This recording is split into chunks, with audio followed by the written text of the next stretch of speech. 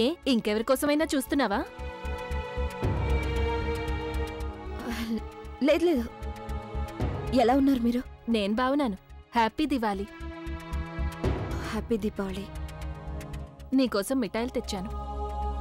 Thank you. రండి. ఇదిగోండి, రండి కూర్చోండి. లేదు లేదు, నేను ఇంటికి వెళ్ళాలి. చాలా పనులున్నాయి. గెస్ట్లు కూడా రాబోతున్నారు. అలాగా, సరే.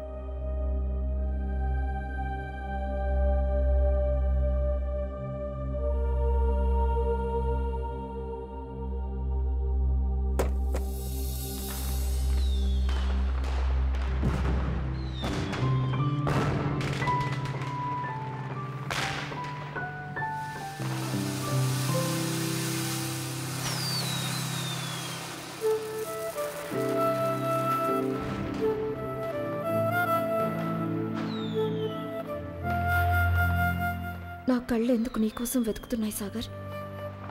ఇంకా నేను నీకోసం ఎందుకు ఎదురు చూస్తున్నాను? ఏళ్ల నుండి ప్రశాంతంగా ఉన్న నా జీవితంలోకి ఎందుకు మళ్ళీ వచ్చావు? ఏ కోరికలైతే నా మనసులో లేవని నేను అనుకున్నాను, అవన్నీ మళ్ళీ ఈరోజు మొదలయ్యాయి. ఇన్నాళ్ళు ఈ ఫీలింగ్స్ అన్నిటికీ దూరంగా ఉన్నాను. ఎందుకు నన్ను ప్రశాంతంగా ఉండనివ్వవు సాగర్? ఎందుకు?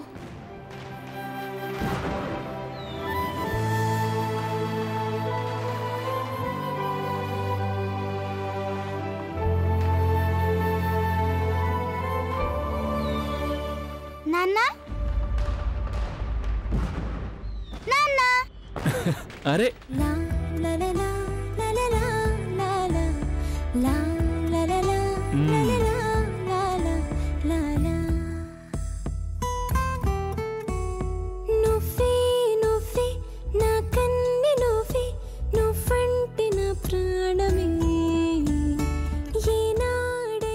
సరే గాని నేను మీ మమ్మీని అడగమని చెప్పాను కదా, అది అడిగావా?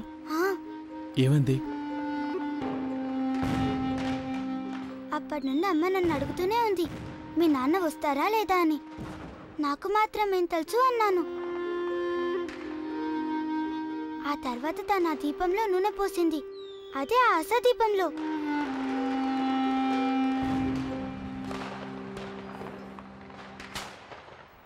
నువ్వు ఒక పని చెయ్యి. ఇదిగో, నేను నీకోసం పటాసులు తెచ్చాను. నువ్వు వెళ్ళు, నేను వస్తాను. కానీ నువ్వు ఒక్కదానివే మాత్రం కాల్చొద్దు.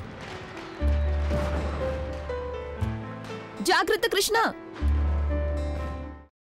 అమ్మా, అలాంటి వాళ్ళది నిజమైన ప్రేమ కాదు, అది వ్యామోహం.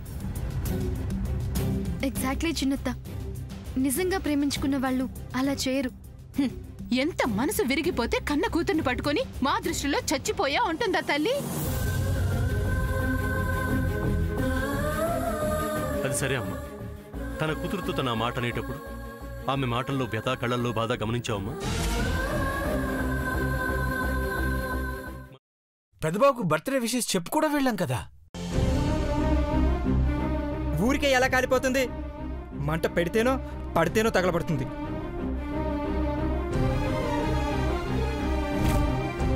కరెక్ట్ చిన్నబాబు, నీకొచ్చినట్టే నాకు డౌట్ వచ్చింది. పార్వతే షర్టును తగలబెట్టిందనుకుంటా.